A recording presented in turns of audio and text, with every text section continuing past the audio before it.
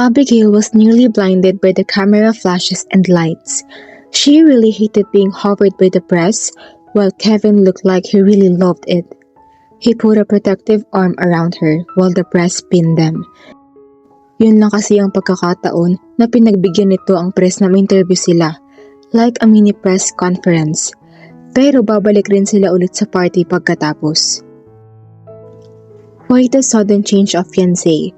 It was written all over the papers that you were engaged to Krisha Gomez, and that's Miss Abigail's cousin. Tanong ng isang reporter na idinuldol ang microphone kay Kevin. It was actually a change of heart. Abigail and I are in love. Kevin said it coolly. Ngumiti na lang si Abigail para pigilin ang pagtirik ng mata dahil sa naisagot nito sa reporter. Sa halik nito kanina, kahit sino ay pwede nga nitong kumbinsihin na in love sila sa isa't isa. What happened to Miss Krisha? Siya mismo nakatuklas na in love kami ni Abigail. Kanina, bago magsimula ang party, sinabi niya na hindi siya tutuloy. Mas makabubuti kung piliin ko ang babaeng makapagpapasaya sa akin. Sagot ulit ni Kevin at nakangiting tiningnan si Abigail. Napaka-cute ngumiti ng kumag. Parang totoo. She also smiled for the press and held Kevin's hand tightly. My cousin accepted that we are in love. She even wished us luck. Dagdag ni Abigail. Nasaan si Miss Krisha ngayon? She's back to her first love, medicine. She said with a wide grin. Hindi lang kasi ito babalik kay Rainier. May pagpapatuloy din itong tulungan ang mga nangangailangan bilang isang doktor. How about your uncle? He is in the hospital right now. Malungkot niyang sagot. He didn't take the news lightly. Nagulat siya dahil umalis si Ate Krisha at nalaman niyang nagmamahalan kami ni Kevin. It was pretty complicated. Ginagap ni Kevin ang kamay ni Abigail. But he would understand. Alam ko naman na gusto niya rin sumaya kami ni Abigail. Noon siya naniniwala na magaling ang umarte itong si Kevin. Parang hindi ito ang masungit at seryosong Kevin na madalas niyang makasama. Even his smile seemed so real.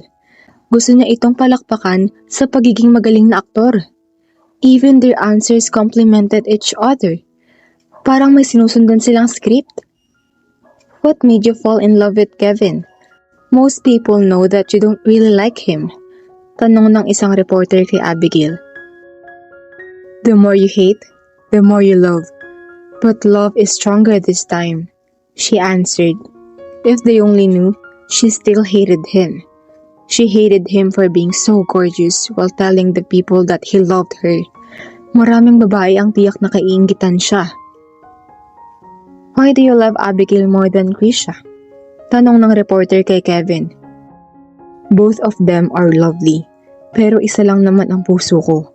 Hindi ko rin alam kung ano ang nagustuhan ko kay Abigail. I asked that myself.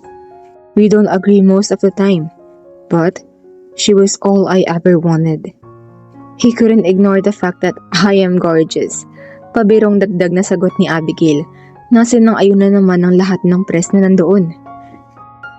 Yeah, right. A perfect bride for your political life. How about the wedding?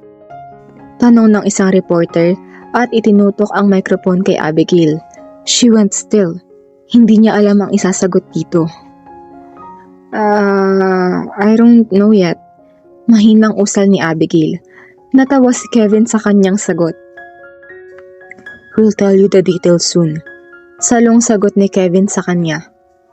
What is your ideal wedding, Miss Abigail? Tanong muli ng reporter. I want a simple wedding with everybody invited. Gusto ko lang naman makasama ang mga malalapit sa akin at ang lahat ng taga Mindoro na nagmamahal sa amin ni Kevin. That is enough for me. But it was not her real ideal wedding dahil ang gusto lang naman niya ay makasama ang lalaking mamahalin niya habang buhay. Pero sa halip, habang buhay siyang matatali sa isang kasunduan sa lalaking kinaiinisan niya. Napatingala siya kay Kevin na abalang-abala sa pakikipag-usap sa mga press. He was in all smiles. Tuwang-tuwa marahil ito Dahil sa wakas, ay matutupad na ang pangarap nito na makapasok sa mundo ng politika. Kaya ba niyang mahalin ang isang ambisyosong lalaki katulad nito? It was definitely a big no. But it was not the thing that scared her more. His kisses were lethal. It made her want to run away and hide dahil parang lalo siya nitong hinihila sa isang malalim na bangin dahil sa halik na yun. She was in grave danger indeed.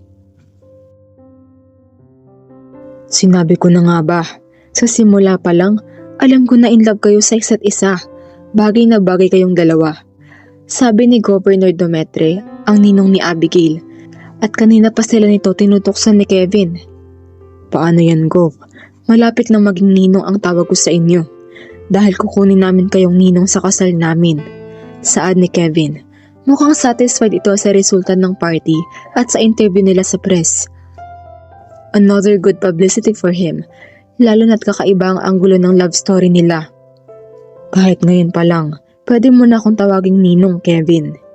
Saad ni Governor Dometre at tinapik si Kevin sa balikat. Saan ba ang honeymoon? Tanong ni Dometre kay Abigail. Namula siya sa sinabi nito. Wala pa po sa isip namin yun, ninong. Sagot ni Abigail. May rest house ang pamilya ng ninang Yulia mo sa Monaco. Bakit hindi na lang kayo doon magbakasyon? Saka na po namin yun iisipin. Singit na sagot ni Kevin. Paghahandaan po namin ang darating na eleksyon, ninong. Saka ngayon pa lang, nagplano ng mga civil projects si Kevin. I want to assist him. Dagdag naman ni Abigail.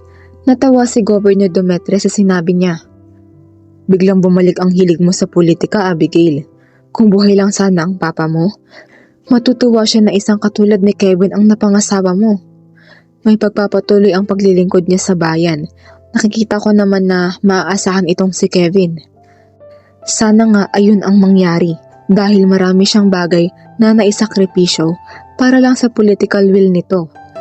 Tiyakin lang nito na hindi nito dudungisan ang karangalan ng pamilya nila, kundi ay malilintikan ito sa kanya. Excuse me, Sir Kevin. Anang personal assistant ni Kevin na si Goryo at may ibinulong dito. Tumangulang si Kevin. Excuse us, Gov. Anito at inilalayan si Abigail palayo. Saan tayo pupunta? Tanong ni Abigail kay Kevin. Gusto daw tayong makausap ni Mama. Sumasalsa ka ba ang dibdib ni Abigail? Ano ang kailangan sa kanila ng mama nito? At kailangan pa silang ipatawag sa gitna ng party. Parang isang mabingis na tigre na nagaan yung magandang hayop kasi ang tingin niya rito. Nakakatakot. Pagpasok sa suit, ay nasagap agad niya ang usok na mula sa mamahaling sigarilyo. Nakahalokip-kip si Corazon at parang dragong humihitit ng mamahaling sigaret. Wala itong pakialam kung air-conditioned ang lugar at mamamatay sila sa suffocation dahil sa usok.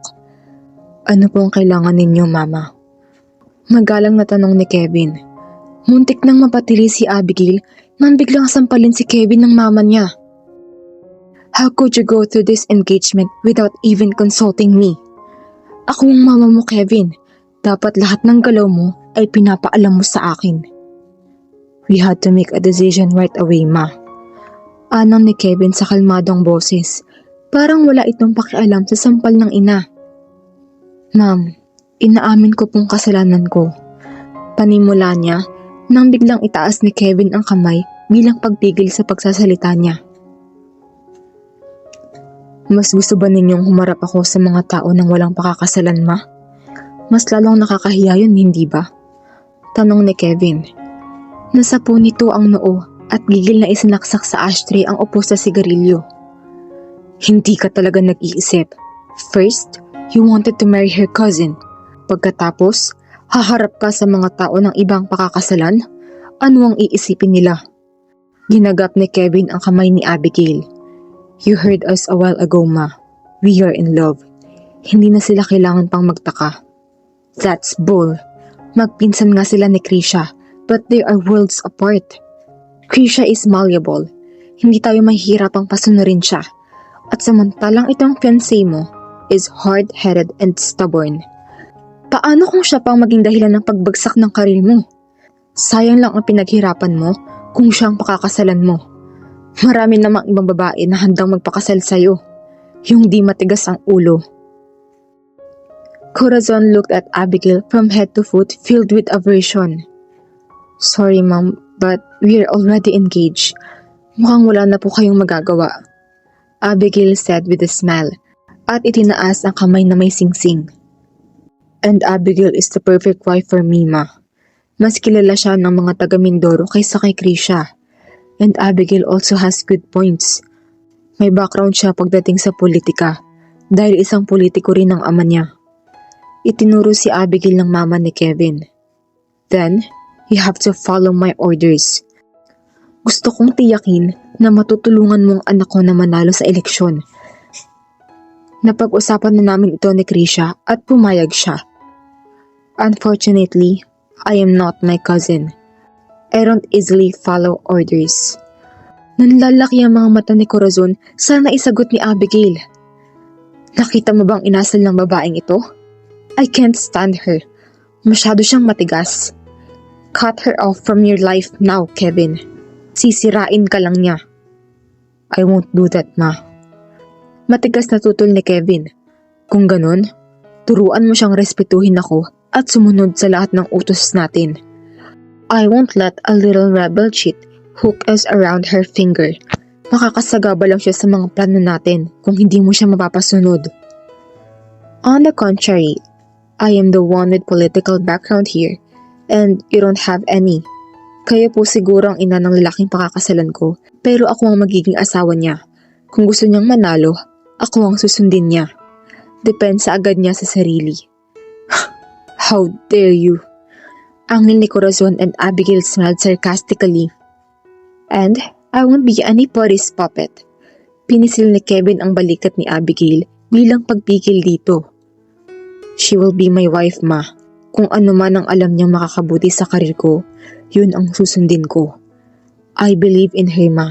At sana ganun din kayo.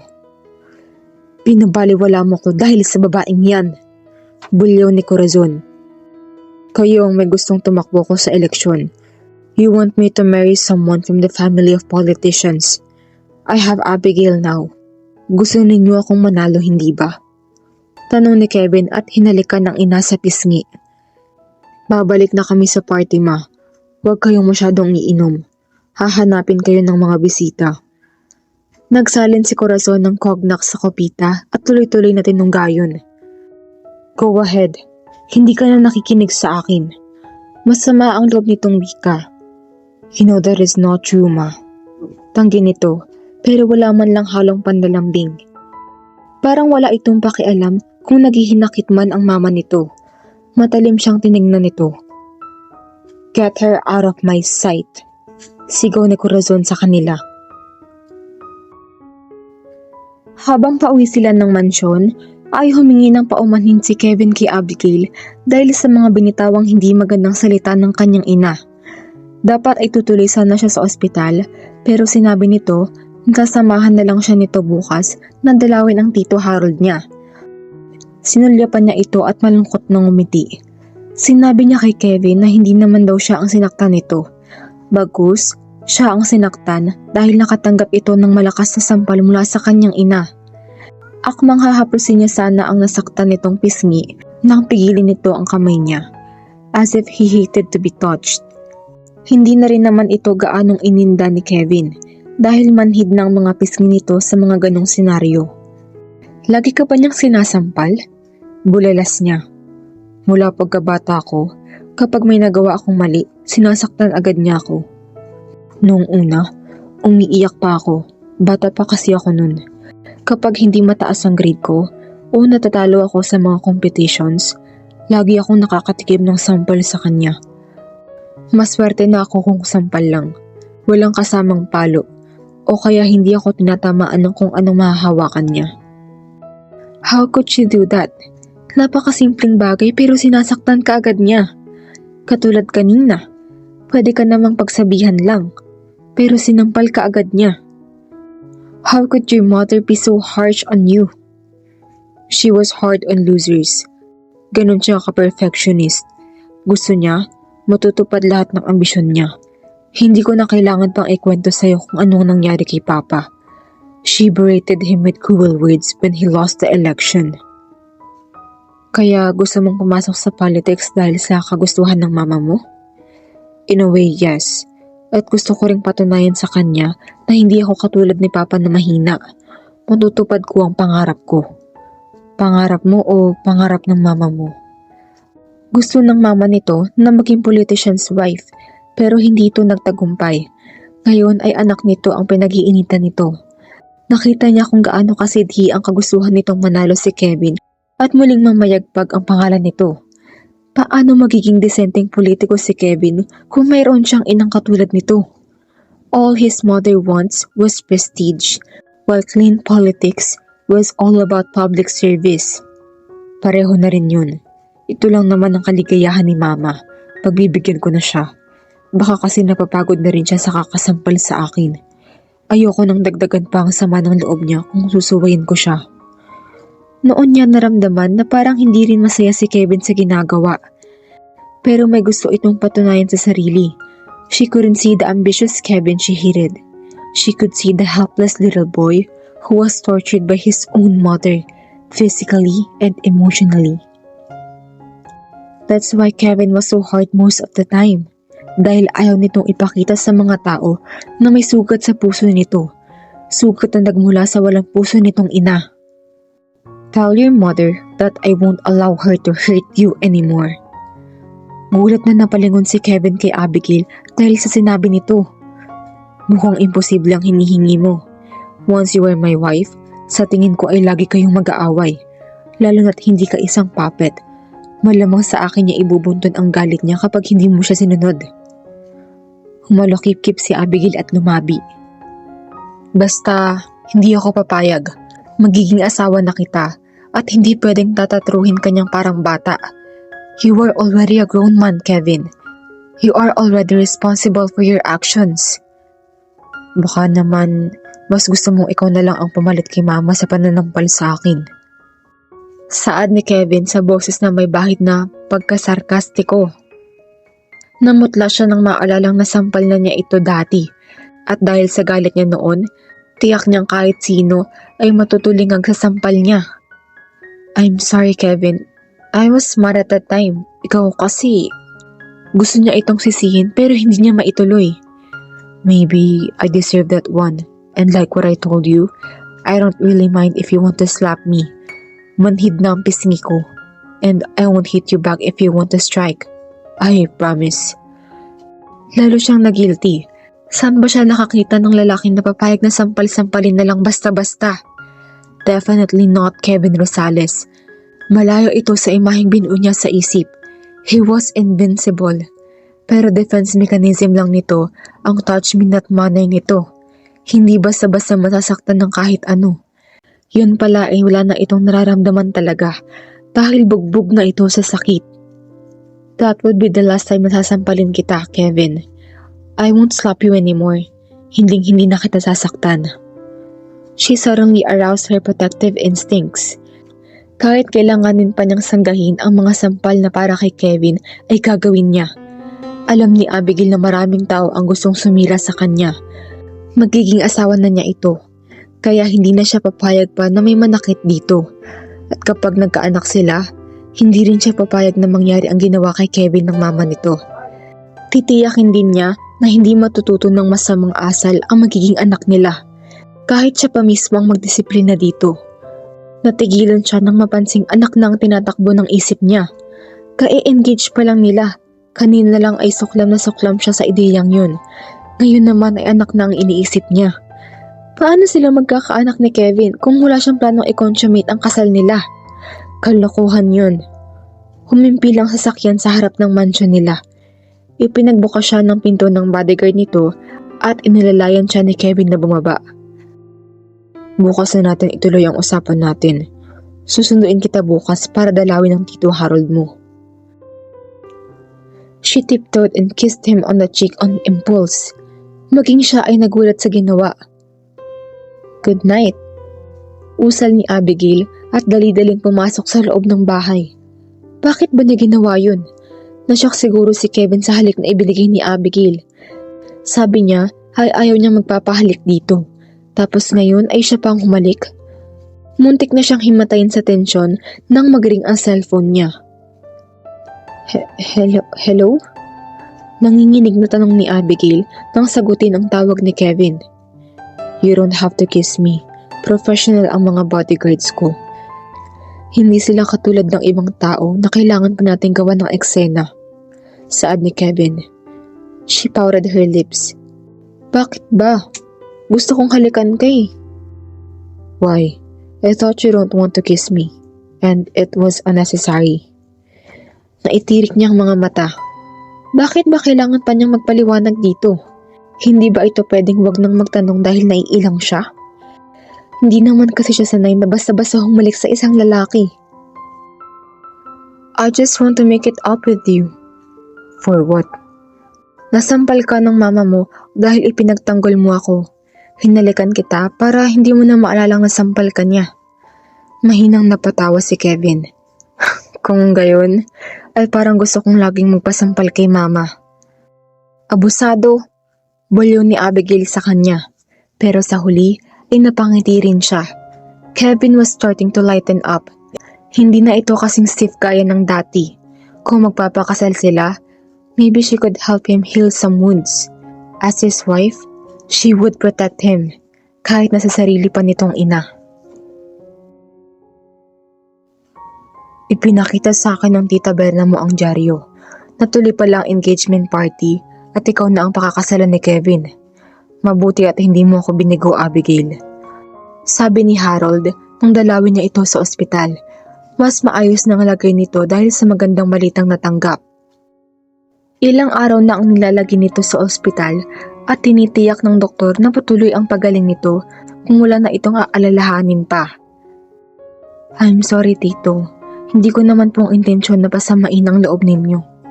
Kung alam ko lang, sa simula pa lang sana ay pumayag na ako magpakasal kay Kevin.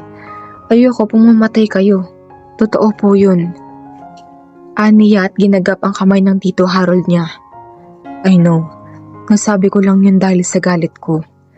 Pinapatawad na po ba ninyo ako? Malungkot nang umiti ang Tito Harold niya. Ginawa mo ng responsibilidad mo bilang isang Gomez. Alam ko naman na kahit anong gawin mong pagmamatigas, hindi mo pa rin kami matitiis. Kaming kapamilya mo. Opo, Tito. Mangyak-ngyak na usal ni Abigail. Malaki ang utang na loob niya rito dahil ang Tito Harold at Tita Berna niya ang tumayong magulang niya nang maulila siya. Pero tiyakin mo lang na hindi ka sisira sa usapan ninyo ni Kevin. Huwag mong sisirain ang mga plano natin. Bigyan mo ng kahihiyan ang pamilya natin. Isipin mo ang pinaghirapan ng mga magulang mo at ng lolo mo. Kung magiging masunurin ka, walang magiging problema. Saad ni Harold, pinahid ni Abigail ang kanyang luha. Alam ko po ang responsibilidad ko, Tito. Hindi na siya maaaring magkamali pang muli. Wala nang patutunghan ang pagmamatigas niya. Kailangan niyang pangatawanan ang kanyang desisyon para sa kapakanan ng pamana ng lolo niya at ng mga magulang niya. Pumasok si Kevin at tumayo sa likuran niya.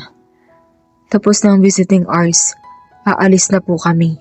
Magpagaling kayo, Uncle Harold. Para naman mayaya ko kayong mag-golf paglabas ninyo ng ospital. Mahinang tumawa si Harold. Kailangan ko magpagaling agad para naman matalo na kita sa golf. Matapos magpaalam sa tiyahing si Berna, ay umalis na sila ni Kevin. Kevin, ayoko munang umuwi.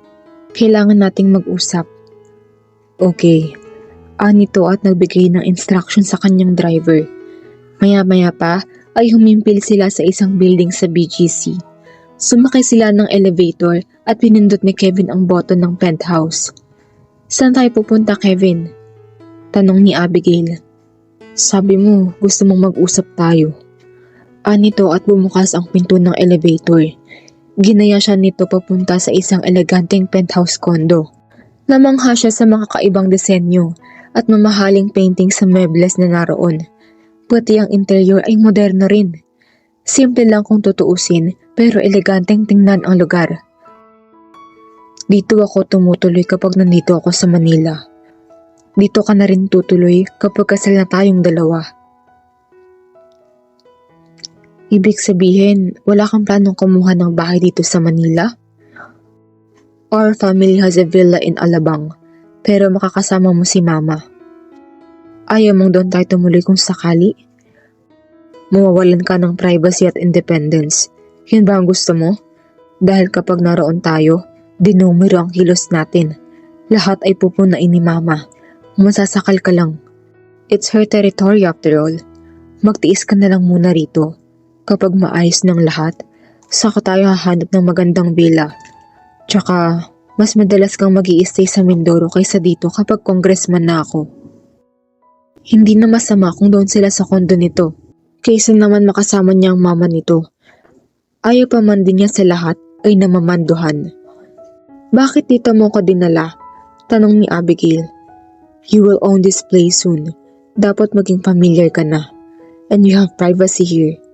I guess the things you wanted to discuss with me needed some privacy? Paniniyak nito. You are right, Kevin.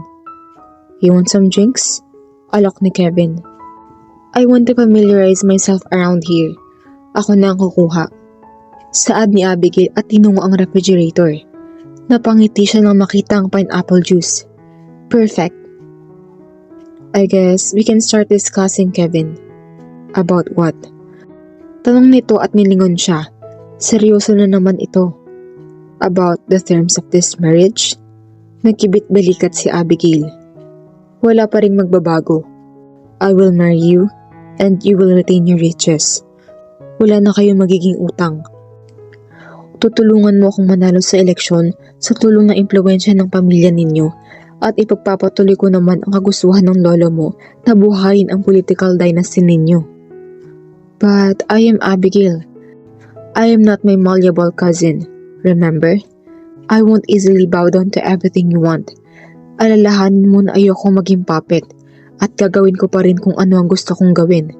As your wife, may karapatan ako na pakialaman ang mga desisyon mo. Nagsalubong ang kilay ni Kevin. Bakit ka magdedemand niyan? Alam mo bang ayoko sa lahat ay pinakikialaman ang mga desisyon ko? Sure, you can suggest but you can order me around. Umiling si Abigail. When it comes to politics, ako ang magsasabi kung anong dapat mong gawin. Alam ko kung anong makakabuti at makakasama sa'yo. Kaya kung may plano kang masama, kalimutan mo na. I don't want shady deals dahil ako mismo ang makakalaban mo. Natitiyak mo ba talaga na gagawin ko yun? It is just a warning, Kevin, dahil kapag gumawa ka ng kalokohan, ako mismo ang sisira sa mga ambisyon mo. Hindi alam ni Abigail kung anong klaseng politics ang gusto nito at ng mama nito. Their family's reputation is at stake here. Isa rin yun sa dahilan kung bakit okay lang sa kanya na pakasalan ito, para ma-monitor niya ang lahat ng kilos nito at tiyakin na hindi ito didikit sa masasamang elemento. If you want to be my partner, so be it. But it means we have to revise some terms in our agreement. If you want to be my partner, we have to share everything. Everything? Mahinang usal ni Abigail. No more secrets, and I want you to be more honest with me. If you are after my shady deals, then you have to reveal your plans to me. No more attacks behind my back, Abigail. I hate that. Tumango si Abigail bilang pagsang-ayon. Another important thing. He tilted her chin up. Kailangan mo akong bigyan ng tagapagmana.